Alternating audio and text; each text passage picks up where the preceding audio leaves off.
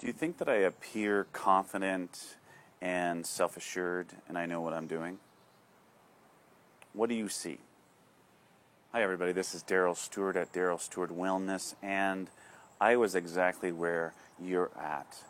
This fear of being seen, this fear of being visible to people, fear of being exposed to all of that judgment and the ridicule and criticisms of people around you. I really get that we have felt so much in our lives of feeling that trapped, feeling like we're in a prison around our feelings about wanting to succeed in our lives, wanting to succeed in our personal or business lives, and we just can't because it's too much fear. It's a scary place to go out into the world because of something that's happened in our past. I totally get that.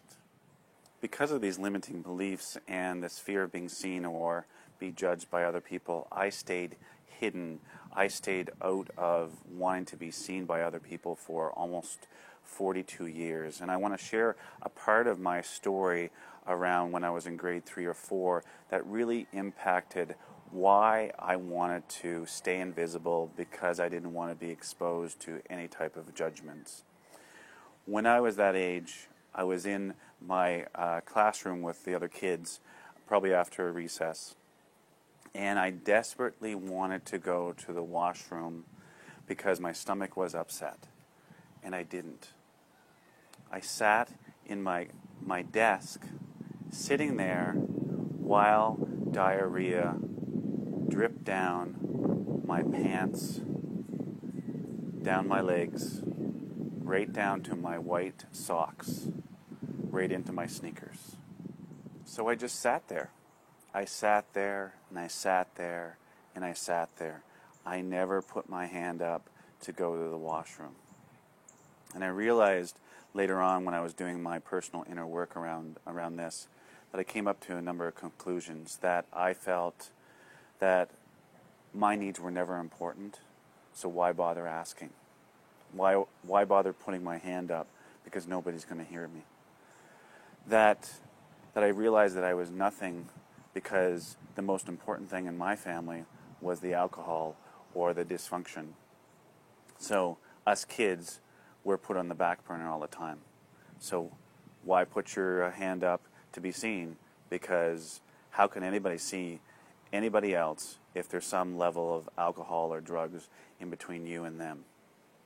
And I just started to shut down. So that was one of the reasons why I didn't put my hand up to go out of that classroom. And it's really, when I talk about it, it's really sad, because I just started to shut down. I didn't want to be seen.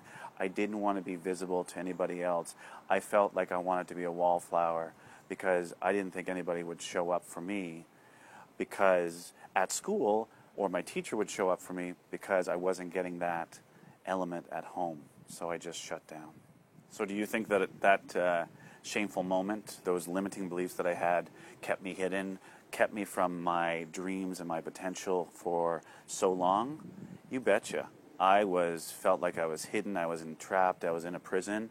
And all of those shameful moments in our past really keep us from moving ahead into our potential, all of our dreams that we want. And I know if you're watching this video, I can imagine that one or many of your shameful moments that have come up, that you feel like you're judging yourself around, I bet you that they're holding you back from moving forward in your personal life, your professional life, anything that you want to do.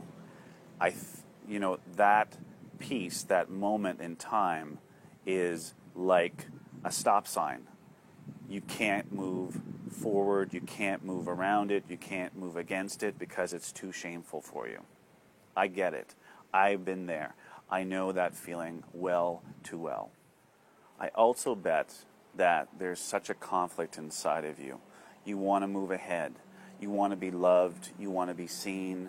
You want to have everything possible in your life.